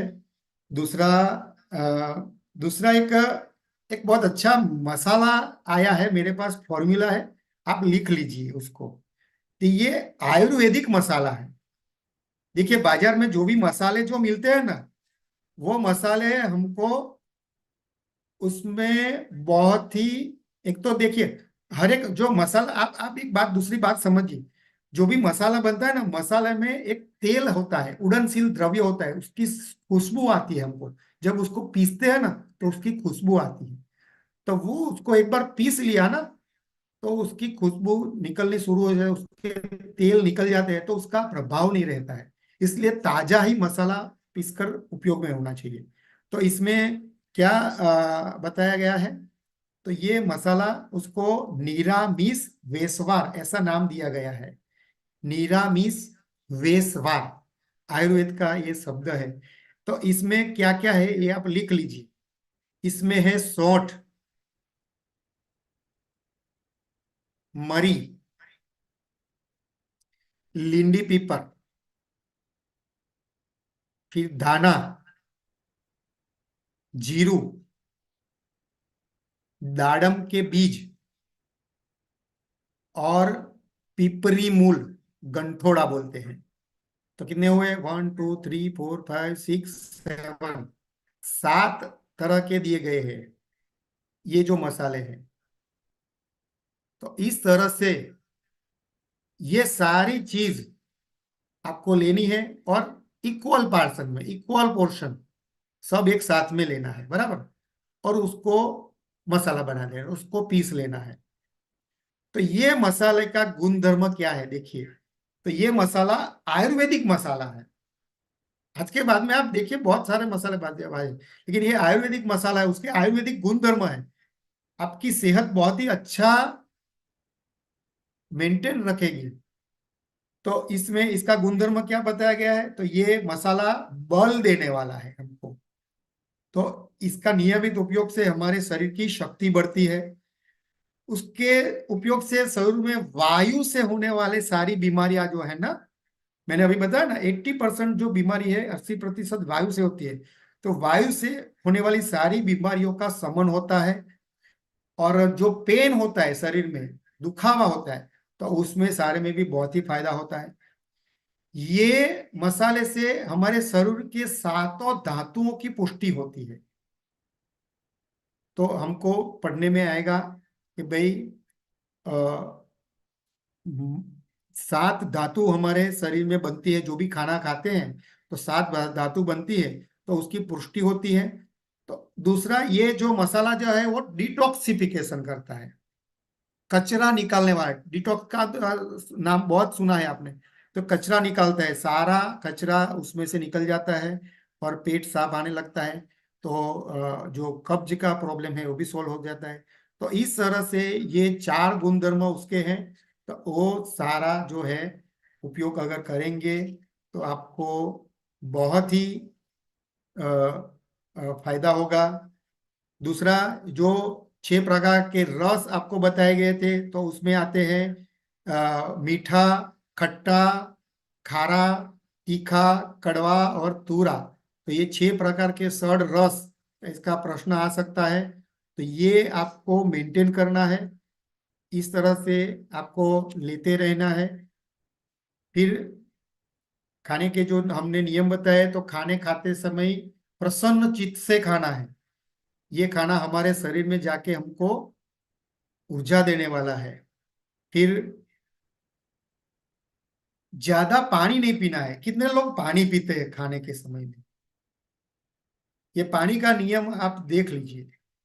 पानी का नियम, खाना खाने से आधा घंटे पहले पानी पी लीजिए और खाना खाने के आधा पौने घंटे के बाद में पानी पीजिए। बीच में पानी नहीं पीना है। आपको लिक्विड कुछ भी है, दाल है, जूस सूप है, तो उससे वो पूर्ति हो जाती है, लेकिन पानी नहीं पीना है। पानी ज्यादा पीते हैं तो क्या होता है, तो वो हमारा जो पाचक रस जो है उसको डाइल्यूट कर देता है, तो अच्छे से पाचन नहीं हो पाता है। तो इस तरह से आ, ये सब ये खाने के नियम है। चबा चबा कर खाना है, बोला था ना पहले, चबा चबा कर खाना है। तो चबा चबा कर अगर खाएंगे तो सारे जो क्या बोलते हैं, हमारे जितने दांत है तो उतनी बार चबाना है, ऐसा एक नियम बोला गया है। तो हमारे जो बड़े बुजुर्ग जो है ना, वो आराम से बैठ शांति से बैठकर खाना खाते हैं, चबा चबा कर खाना खाते हैं, इसलिए उनको बीमारी नहीं आती है। बराबर।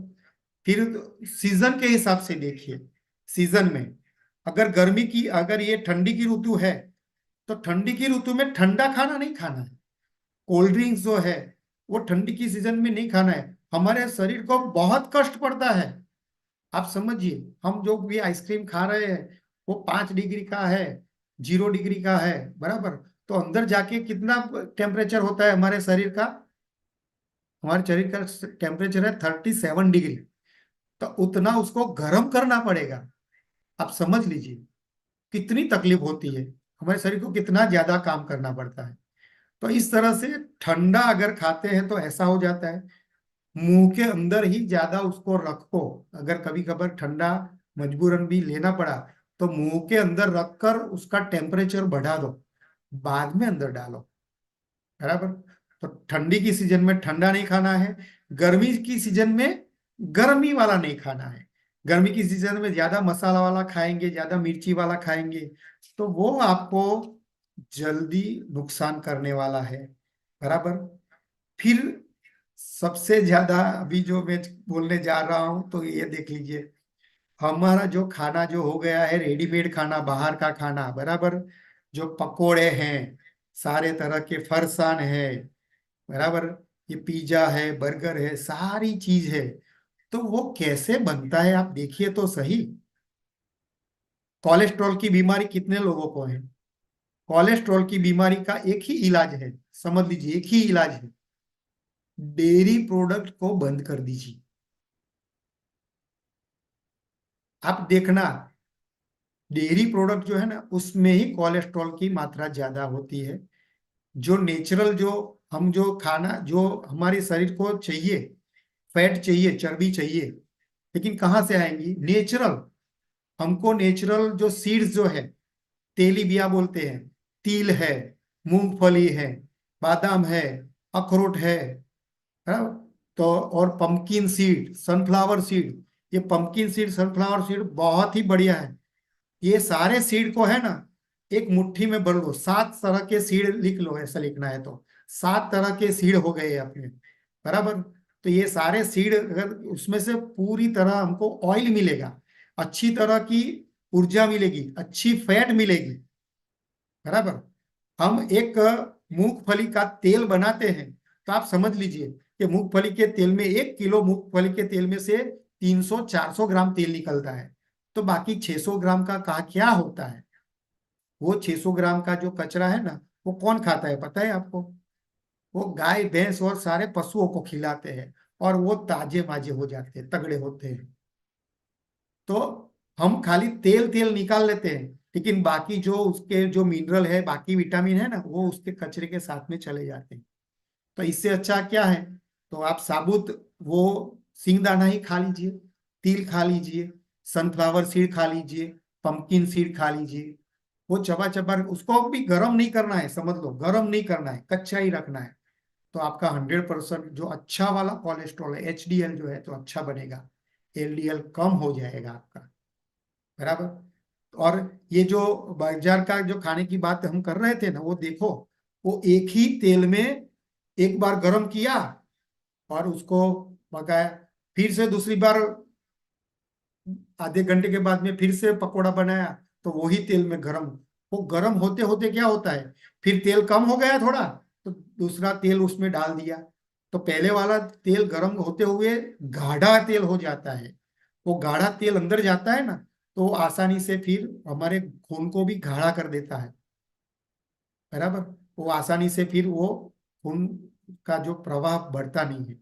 तो इस तरह से ये बार बार जो गर्म की हुई है, बार बार तली हुई है जो चीज है, बहुत ही नुकसान करती है, बहुत ही नुकसान करती है। तो इस तरह से आगे से कुछ भी खाने से पहले आप जरूर सोचिए। बराबर। तो इस तरह से ये सारे बहुत सारी चीज है। ये 1 डेढ़ घंटे में भी ये इतना पूरा नहीं हो पाता है। हमारे YouTube चैनल पे भी ये सारे लेक्चर से आप उसमें जाकर भी देख सकते हैं। और दूसरा, हमारा जो डाइट सिस्टम जो बोला, तो हमने आपको जो बताया, जो उपवास का महत्व, आप उपवास का महत्व खास देखिए। इंटरमीडिएट फास्टिंग तो मैंने बोला, लेकिन जापान के साइंटिस्ट ने रिसर्च किया है। 2016 का नोबेल प्राइज उसको मिला है इसके रिसर्च के ऊपर, कि आप पूरे साल में 21 दिन का अगर उपवास करते हैं तो जिंदगी में कभी आपको कैंसर नहीं होगा। जिंदगी में आपको कभी भी कैंसर नहीं होगा। लेकिन उपवास कैसा, वो समझ लीजिए। हाँ, उपवास कैसा, मैं उपवास की व्याख्या समझाता हूँ आप। तो उपवास में अगर आप निर्जला उपवास करते हैं, जैसे ये रोजा करते हैं, निर्जला उपवास, तो आपको 100% फायदा होता है। आप पानी पीकर उपवास करते हैं तो 90% फायदा होता है। आप फलों का रस, जूस पीकर उपवास करते हैं तो 80% फायदा होता है। फल खाकर उपवास करते हैं तो 70% फायदा होता है। और उससे कम वाले को तो हम उपवास कहते ही नहीं है। समझे? फल खाकर उपवास करने का समझ क्यों? तो अब मेरे पहले पहले वाला चार्ट याद करिए। फल जो है, आप समझिए, आप कितना, एक एक एप्पल ले लीजिए, एप्पल का जूस बना लीजिए, तो उसमें से कचरा कितना निकलेगा? कितना कचरा निकलेगा? 1 चम्मच भी नहीं होगा, समझ लो। बराबर।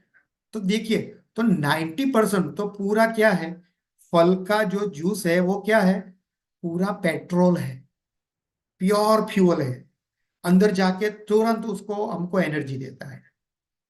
बराबर। इससे ज्यादा फिर जो भी ज्यादा फाइबर वाला आता है, सब्जियों का जूस है, तो उसमें फाइबर ज्यादा है, तो उसमें थोड़ा ज्यादा टाइम लगता है। लेकिन लास्ट में आप देखो, जो वो वाला जो खाना, पका हुआ खाना है, तो उसको कितना हमको अंदर जाके प्रोसेस होना पड़ता है। तो और उसका कचरा सबसे ज्यादा निकलता है। तो आप देखो, हम लकड़ी के ऊपर, चूल्हे के ऊपर अगर खाना पकाते हैं तो चूल्हे का कितना सारा कचरा निकलता है। बराबर। उसके बाद केरोसिन वाला पंप आ गया, उसके बाद में वो कोयले का चूल्हा आ गया। बराबर। उसके बाद में हमारे अभी तो गैस हो गया, तो कुछ भी कचरा नहीं निकलता है। इस तरह से फल और सब्जियां जो खाते, जूस जो लेते हैं, तो उससे ज्यादा एनर्जी मिलती है और आराम मिलता है। शरीर को आराम चाहिए, डाइजेशन सिस्टम को आराम चाहिए, तो फास्टिंग में आराम मिलता है। हम ये जो नवरात्रि का उपवास कराते हैं, आपको पता है ना, हमारा मोदी जी उपवास करते हैं, तो नवरात्रि का खाली नींबू पानी पे करते हैं। और हमको उनको ही याद रखना है। देखिए, अभी हमारा एक टाइम पूरा होने जा रहा है, तो हमको यही प्रेरणा लेनी है। अभी आप समझ लीजिए, आपको आपके क्लास में ज्यादा से ज्यादा साधकों को प्रेरणा देना है। बराबर। आप अच्छे से बन पाएंगे, अच्छे से आसन कर पाएंगे, अच्छे से सब कुछ सिखा पाएंगे, तो आपके पास ज्यादा लोग आएंगे। हमारे प्रधानमंत्री जो है, वो हमारे गुजरात के मुख्यमंत्री के रूप में जब 2001 से आए, आज 2023, 22 साल हो गए हैं। कभी भी हमने ये समाचार नहीं आया कि उन्होंने कभी छुट्टी ली है, कभी बीमार पड़े हैं। मेरी बात बराबर है कि नहीं? कभी बीमार नहीं पड़े, देखो। तो वो क्या करते हैं, तो दिन में 24 घंटे में 1 घंटा योगा करते हैं, सुबह में। बराबर। और वो 4 घंटे की नींद लेते हैं, खाली 4 घंटे की नींद लेते हैं। तो ये वाला खाना जितना, ये वाला जो मैंने बोला ना, वो अनाज वाला खाना जितना कम खाएंगे ना, उतनी नींद की जरूरत कम पड़ेगी आपको। योगी का आहार कैसा होना चाहिए? तो योगी का आहार ऐसा ही होना चाहिए, सात्विक आहार। सात्विक, तामसिक और राजसिक 3 तरह के आहार बताए गए हैं। तो ये सात्विक आहार में कौन सा आता है? तो ये फल, ये और मेवे, और जो पकाया हुआ नहीं है, ये सारा सात्विक आहार में आता है। फिर वो तामसिक और राजसिक आहार है।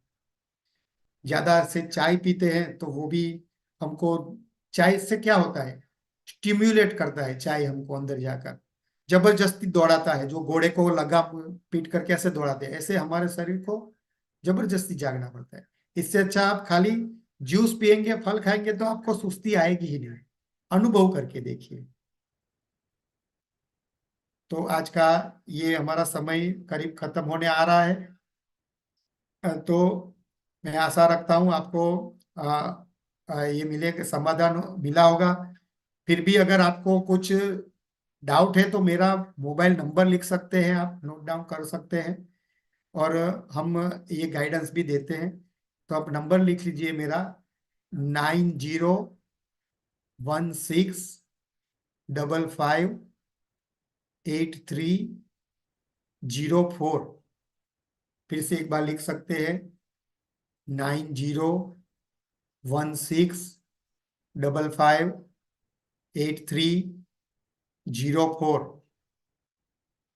और ये वाला खाना खा के आपको गारंटी, देखो ये लाखों रुपये का पैसा लेकर भी कोई गारंटी नहीं देता है, लेकिन ये वाला खाना का सही में आपको फायदा होगा। नीलेश भाई वो ये हाथ कर रहे हैं, लेकिन अभी यहाँ से सिद्दीक भाई नमस्कार। सिद्दीक भाई हाजिर छो? जी जी જી સુનિલભાઈ, ખૂબ ખૂબ ધન્યવાદ. हाँ ચેટ બોક્સ પણ ઓપન કરી દીધી છે. લોકો એમના અભિપ્રાયો ખૂબ સરસ આપી રહ્યા છે. સમય થઈ ચૂક્યો છે, તો આપણે એક બે ક્વેશ્ચન લઈ લઈએ અને આજનું સેશન આપણે સમાપ્ત કરીશું.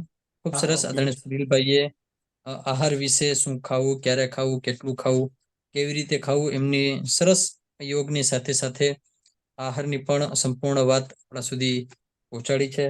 ખૂબ સરસ. આદરણીય સુનિલભાઈ, આપણે પ્રશ્નોત્તરી એક બે લઈ લઈએ છીએ. દીપલ હિંગુ 101755. જી હા સર, નમસ્તે સર. नमस्ते। નમસ્તે સર. હા સર, મારો એ પ્રશ્ન છે કે મને ગેસનો પ્રોબ્લેમ રહે છે અને થોડુંક હાઈ બીપી નું બી છે, તો મારે શું ખાવા પીવામાં ધ્યાન રાખવું? હા તો બેન, જો એક જ વસ્તુ સમજી લો, ગેસ જે કીધું એ વાતનો વાયુનો પ્રકોપ છે આપણો, એટલે બસ્તી ક્રિયા તમે લેવાની ચાલુ કરી દો, બધા જ સમજી લેજો. આ બસ્તી ક્રિયા જે છે ને, અમે એટલા ઇન્ટેન્સલી કરાવીએ છીએ. તમે એનીમાં સાદા પાણીનો જ એનીમાં લેવાનો છે, તો એ લેવાનો તમે ચાલુ કરી દો. તમને ના સમજ પડે તો મારી યુટ્યુબ ચેનલ છે, તમે નંબર આપ્યો તો એમાં મૂકશો તો લિંક આપીશ. એના પર આપણે કેવી રીતે એનીમાં લેવાનું સમજાયું છે. તો એનીમાં લેશો તો વાયુના બધા રોગોમાં તમને ફાયદો થઈ જશે. અને આ બહુ સારો પ્રશ્ન તમે પૂછ્યો. 99% લોકોને આ પ્રશ્ન હોય છે. વાયુના જે બીમારી જે થાય છે, જે ગેસની સમસ્યા થાય છે, એ એનીમાના આ જે કબજિયાતના કારણે થાય છે. તો એનીમાં લેવાથી સમાધાન થઈ જશે. બીજું તમે જે પણ બીજો જે પ્રશ્ન જે કયો કર્યો તમે, હાઈ બીપી નું થોડુંક હાઈ આ બીપી. વખતે આવ્યું છે મને. હા તો હાઈ હા બીપી, તો બીપી માટેના જે કારણો જે છે એ ઘણા બધા કારણો હોય છે, પણ મુખ્ય કારણ જે છે એ આપણી એસિડિટી પણ છે. એમાંનું એક કારણ, એસિડિટીના કારણે આપણા બધા સ્નાયુઓ, આપણી બધી નળીઓ એ બરડ થઈ જાય છે, જકડાઈ જાય છે. અને જ્યારે વધારે ફોર્સફુલી આપણું જે લોહી શરીર ડિમાન્ડ કરે આપણને, અને એ જે વધારે ફોર્સથી લોહીને જવાની જરૂર છે, લોહી તો, હૃદય તો ધબકીને એને ધક્કો મારે છે, પણ પેલી નળી એને વધારે એની જડ થઈ ગઈ છે, એ ફૂલી શકતી નથી, એટલે વધારે લોહી આગળ જઈ શકતું નથી, એટલે એને બીપીનો પ્રોબ્લેમ થાય છે. અને બીજું સ્ટ્રેસના કારણે પ્રોબ્લેમ થતો હોય છે. તો આ બે વસ્તુનો તમે આ રીતે સ્ટ્રેસ માટે તમે યોગ નિદ્રા અને આપણા જે શવાસનનો પ્રયોગ કરશો તો એનાથી થશે. અને એસિડિટી, તમારી આ અલ્કલાઇન કાચો ખોરાક વધારે ખાશો તો જરૂર તમારા આ બંને પ્રોબ્લેમનું સમાધાન થઈ જશે. Okay, thank you sir. Thank you. જી આભાર. ચેટ બોક્સ ઓપન કરી લઈએ છે, થોડી આપણે રીડ કરી લઈએ. જી ખૂબ સરસ, thank you, nice nice, thank you, informative,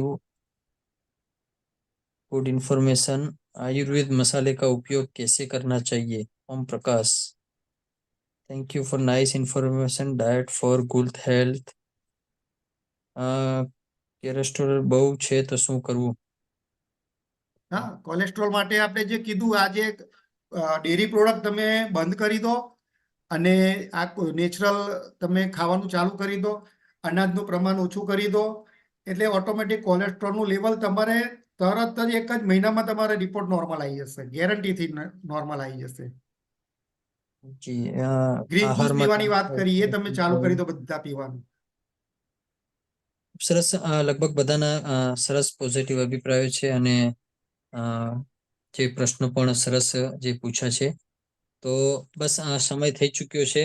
આદરણીય સુનિલભાઈ એમને નંબર પણ આપ્યા છે, વોટ્સએપના માધ્યમથી એમનો સંપર્ક પણ કરી શકો છો આપને જે કંઈ આહારને લગતું પ્રશ્ન હોય તો. ફરીથી એક વખત આદરણીય સુનિલભાઈનો આભાર વ્યક્ત કરતા, આ બધાનો આભાર વ્યક્ત કરતા આજનું સેશન આપણે અહીં સમાપ્ત કરીએ છીએ. ધન્યવાદ. અસ્તુ. ઓમ. ખૂબ ખૂબ આભાર. અને આની જે ગયા વખતના સેશનની જે આપણી લિંક હતી, તો એ પણ મારા યુટ્યુબ ચેનલમાં મેં અપલોડ કરેલું છે. તો એ આપ પણ સબ ચાહો તો એની પણ આપણને લિંક અવેલેબલ થશે. તો એમાં પણ જે માર્ગદર્શન આપ્યું હતું એ પણ તમને કામ લાગે એવું છે. તો બંને રીતે તમે આ રીતે ઉપયોગ કરી શકશો. અને એ સિવાય તમને સૌએ સરસ અભિપ્રાય આપ્યા એ માટે ખૂબ ખૂબ આભાર. અને સિદ્દિકભાઈ, તમારો પણ ખૂબ ખૂબ આભાર. બહુ સરસ રીતે આજનું સંચાલન થયું. અને ગુજરાત રાજ્ય યોગ બોર્ડનો ફરીથી હું પૂરા હૃદયપૂર્વક આભાર માનું છું કે મને આ જે